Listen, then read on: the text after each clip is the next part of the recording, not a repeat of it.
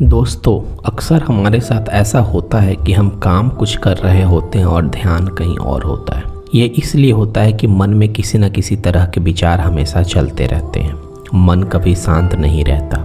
क्या आप मन की बकबक को शांत करवाना चाहते हैं तो इस कहानी को आखिरी तक जरूर सुनिए। एक समय की बात है, एक शहर में एक नौजवान युवक रहता था। उसका नाम सोमंत था। उसे एक समस्या थी कि उसका मन हर समय भटकते रहता था। उसके मन में हर समय कोई न कोई नकारात्मक विचार चलते रहते थे। उसके मन की बकबक कभी शांत नहीं होती थी और कभी वह अपने अतीत के बारे में सोचकर पछताता था। काश मैं उस काम को उस समय ऐसा कर दिया होता, उस काम को वैसा कर दिया होता। फिर वह अपने भविष्य के बारे में सोचता रहता कि कहीं भविष्य में ऐसा हो गया तो क्या होगा, कहीं मैं असफल हो गया तो क्या होगा, अगर मुझसे कोई गलती हो गई लोग मेरा मजाक उड़ाना शुरू कर देंगे। और ऐसे ही कई सारे नकारात्मक और असफलता से भरे विचार उसके मन में आते रहते थे। सोमंत हमेशा से ही अपने विचारों में खोया रहता था। वो अपने विचारों से मुक्ति पाना चाहता था। सोमंत चाहता था कि उसके मन में कोई भी फालतू विचार कभी भी न आए, लेकिन हर समय विचारों का सैलाब उसके मन में उठता ही रहता था। इसलिए जीवन में वो बहुत परेशान हो गया था। और फिर एक दिन उसे किसी ने बताया कि यहाँ पास कहीं जंगल में एक बौद्ध भिक्षु रहते हैं, उसके पास जाओ, वह तुम्हारी मानसिक समस्या का समाधान अवश्य कर देंगे। यह सुनकर सोमंत तुरंत ही बौद्ध भिक्षु के पास चला जाता है और अपनी सारी समस्या उन्हें बताता है। बौद्ध भिक्षु भी सोमंत की बातों को बड़े ध्यान से सुन लेते हैं और उसे कहते हैं कि तुम मुझसे क्या जानना चाहते हो। यह सुनकर सोमंत कहता है कि हे गुरुदेव, मैं अपने मन को शांत और खाली करना चाहता हूँ। मैं आपसे यह जानना चाहता हूँ कि मन को खाली और शांत कैसे करते हैं। मेरा मन हर वक्त विचारों से भरा रहता है। मेरा ध्यान एक जगह नहीं लग पाता, जिसके कारण मेरे हर काम में समस्या आ जाती है। मैं एक चीज करता हूँ तो नकारात्मक विचारों के कारण दूसरी चीज पर पहुंच जाता हूँ। मेरा मन एक जगह टिकता ही नहीं है और यूं ही हर दिन मेरे मन में हजारों विचार चलते रहते हैं। और यह कब होता है, क्यों होता है, कैसे होता है, मुझे कुछ पता नहीं चलता। बहुत देर बाद मुझे एहसास होता है कि मैं क्या करने बैठा था और मैं क्या कर रहा हूँ। हे गुरुदेव, मैं अपने मन को विचारों से खाली कर देना चाहता हूँ। मैं चाहता हूँ कि मेरे मन में एक भी विचार न आए। जब मैं चाहूँ तभी मेरे मन में विचार आए। फिर बौद्ध भिक्षु ने कहा कि किसी भी समस्या का समाधान तभी निकाला जाता है जब हम उस समस्या की जड़ तक पहुँच जाते हैं, समस्या को ठीक से समझते हैं और जानते हैं। आगे बौद्ध भिक्षु कहते हैं कि जिनको तुम खाली करना चाहते हो, क्या तुमने उस मन को कभी भी थोड़ा बहुत समझा है, क्या उसे जाना है? यह सुनकर सोमंत ने कहा कि महाराज, मैंने अपने मन को जानने की बहुत कोशिश की है, लेकिन मैं जितना इसके बारे में जानता हूँ मेरा मन उतना ही रहस्यमय हो जाता है। फिर बौद्ध भिक्षु ने उस युवक को एक घड़ा देते हुए कहा कि जाओ, इस घड़े में छोटे छोटे पत्थर भर कर ले आओ। फिर वह युवक वहां से गया और घड़े में छोटे छोटे पत्थर भर कर ले आया। बौद्ध भिक्षु ने उस युवक से कहा कि इस घड़े को तुम अपना मन समझो और इस घड़ा में भरे पत्थरों को अपने विचार समझो। अब इस घड़ा में और पत्थर डालो। उसने घड़े में और पत्थर डालना शुरू किया। चूंकि घड़ा पहले से भरा हुआ था, इसलिए एक दो पत्थर डालने के बाद बाकी सारे पत्थर नीचे गिरने लगे। बौद्ध भिक्षु ने उस युवक से कहा, रुको, देखो, जरा ध्यान से देखो। अब घड़े में पत्थर नहीं आ रहे हैं, बल्कि पत्थर नीचे गिर रहे हैं, क्योंकि यह एक घड़ा है और इसकी एक क्षमता है, इसमें और पत्थर नहीं आएंगे। अगर दूसरे पत्थर डालने हैं तो पहले वाले पत्थरों को निकालना हो। यह सुनकर उस युवक ने कहा, गुरुदेव, मैं आपकी बात समझ गया हूँ कि आप मुझे क्या कहना चाहते हैं, कि हमें अपने मन को विचारों से ही खाली कर देना चाहिए। सोमंत की यह बात सुनकर बौद्ध भिक्षु मुस्कुराने लगे और कहा, पहले मेरी पूरी बात तो सुन लो, उसके बाद मन को खाली कर लेना। फिर बौद्ध भिक्षु ने उस युवक को कहा कि हमारा मन एक घड़े के बिल्कुल उल्टा है, क्योंकि घड़े को तुम पत्थरों से भर सकते हो लेकिन मन को विचारों से नहीं, क्योंकि मन तो हमेशा खाली ही रहता है। यह सुनकर सोमंत ने कहा, गुरुदेव, मुझे आपकी बातें कुछ समझ नहीं आ रही है। मन खाली रहता है तो फिर हम उसे खाली करना क्यों चाहते हैं? फिर मन को खाली करने की जरूरत क्या है? फिर बौद्ध भिक्षु ने उससे कहा कि इस घड़े में से एक एक पत्थरों को बाहर निकालो। सोमंत ने वैसा ही किया हुआ घड़े में से एक एक करके पूरी पत्थरों को बाहर निकालता रहा और ऐसा करते करते अंततः घड़ा खाली हो गया। सोमंत ने फिर कहा कि गुरुदेव, मैं अपने मन को खाली कैसे करूं? बौद्ध भिक्षु ने कहा, इस घड़ा में एक पत्थर डालो और दो पत्थर निकालो। यह सुनकर उसी वक्त सोमंत ने कहा, यह कैसे हो सकता है गुरुदेव? जब इस घड़े में एक पत्थर होगा तो एक ही पत्थर निकलेगा। फिर बौद्ध भिक्षु ने उससे कहा, ऐसा नहीं हो सकता, लेकिन तुम ऐसा करने की कोशिश करो। इस घड़े में दो पत्थर डालो और चार निकालो। सोमंत ने कहा, महाराज, ऐसा कैसे हो सकता है? यह कोई चमत्कारी घड़ा तो है नहीं कि एक डालो और दो निकालो, दो डालो और चार निकालो। यह सुनकर बौद्ध भिक्षु ने कहा, यह घड़ा जगह तो चमत्कारी नहीं है, लेकिन तुम्हारा मन तो चमत्कारिक है। उसमें से अगर तुम एक विचार बाहर निकालते हो तो उसके साथ 2 विचार बाहर आते हैं, और जब तुम 2 विचारों को पकड़ते हो तो उसके साथ 4 विचार निकलते हैं, और तुम फिर ऐसा करते करते विचारों की एक लंबी श्रृंखला बन जाती है,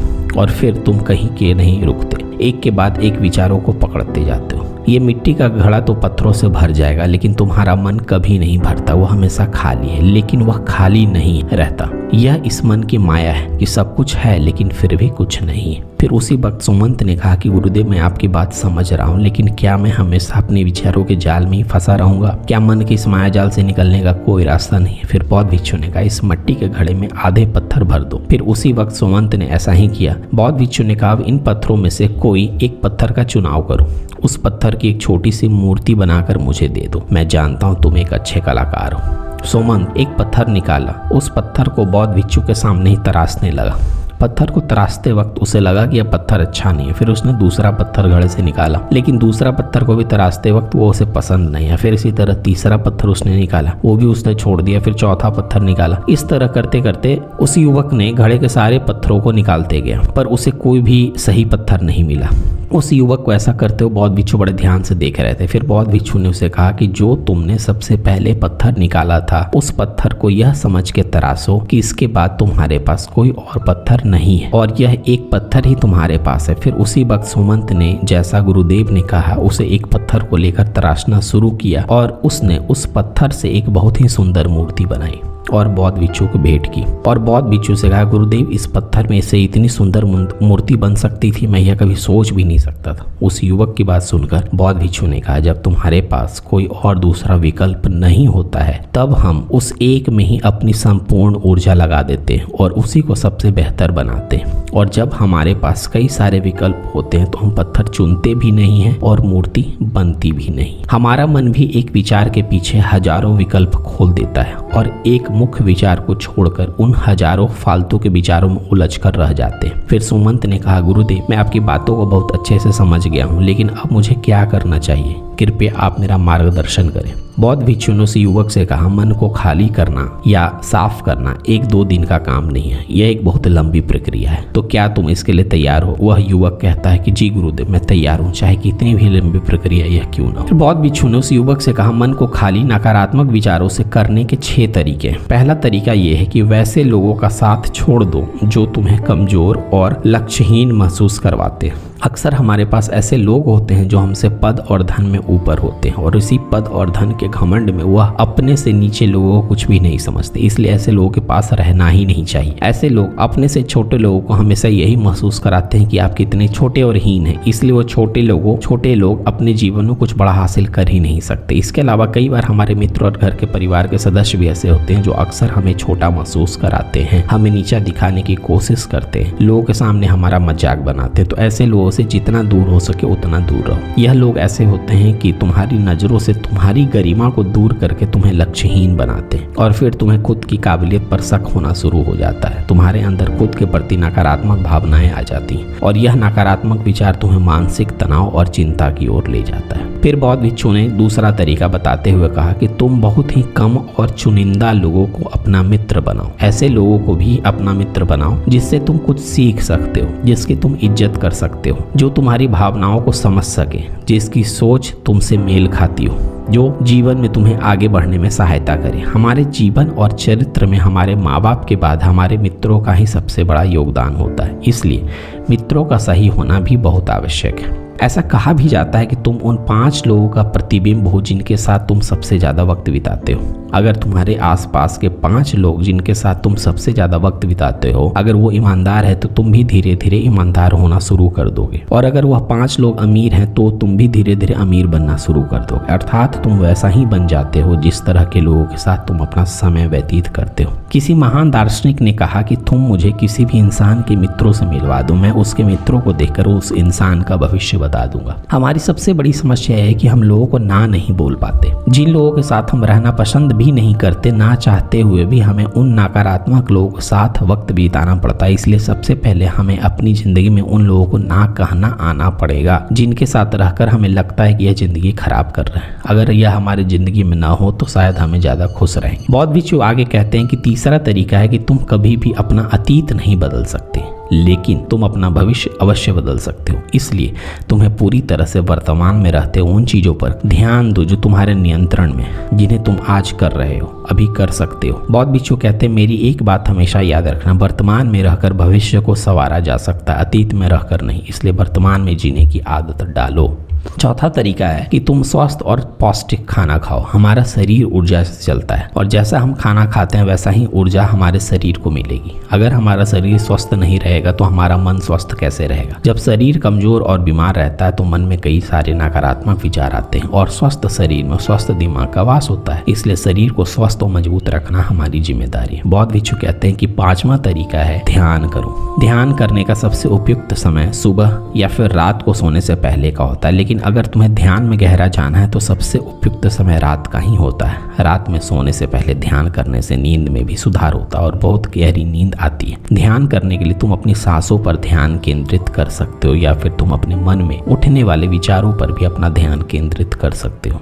मन में उठने वाले विचारों पर ध्यान केंद्रित करने से ध्यान करने वालों का ज़्यादा फायदा होता है, क्योंकि इसमें आसानी से गहरे ध्यान में उतरा जा सकता है। अगर तुम ध्यान नहीं कर सकते हो तो रोज खुद के साथ अकेले में वक्त बिताओ। खुद के व्यवहार को समझो, देखने की कोशिश करो कि मन में किस तरह के विचार उठ रहे हैं और क्यों उठ रहे हैं। बौद्ध भिक्षु आगे बताते हुए कहते हैं कि छठा तरीका है कि तुम नए नए जगह घूमने जा सकते हो, क्योंकि एक पुरानी कहावत है, एक लंबी यात्रा आपको 100 किताबों के बराबर ज्ञान देती है। गौतम बुद्ध अपने जीवन काल में 9 महीने लगातार घूमते रहे। उनके भ्रमण करने का यही कारण था कि नए नए जगह जाने से ज्ञान की प्राप्ति के साथ साथ मन को एक नयापन भी प्राप्त होता है। नई जगह घूमने जाने पर हमारा मन उत्साहित रहता है। फिर बौद्ध भिक्षु कहते हैं मन के जाल में कभी मत फंसो। मन को खाली करने की कोशिश मत करो। जीवन में ध्यान करना सीखो। अपने ध्यान को केंद्रित करो। अपने ध्यान में एकाग्रता लाओ। जीवन में जो कर रहे हो उसे पूरी मेहनत के साथ अंतिम समझकर करो। उस काम को ऐसे करो कि जैसे उसके बाद तुम्हें और कुछ नहीं करना है। फिर जब दूसरे विचार पे कार्य करो तो उस पर भी उसी तरह से करो कि ये सबसे लास्ट काम है। किसी तीसरे विचार पे नहीं मन जाना चाहिए। दोस्तों, आशा करते हैं कि आज की इस कहानी से आपने जरूर कुछ ना कुछ मूल्यवान सीखा होगा। कहानी अच्छी लगी तो वीडियो को एक लाइक और चैनल को सब्सक्राइब जरूर कर दीजिए। मिलते हैं आगे के वीडियो में, तब तक के लिए धन्यवाद।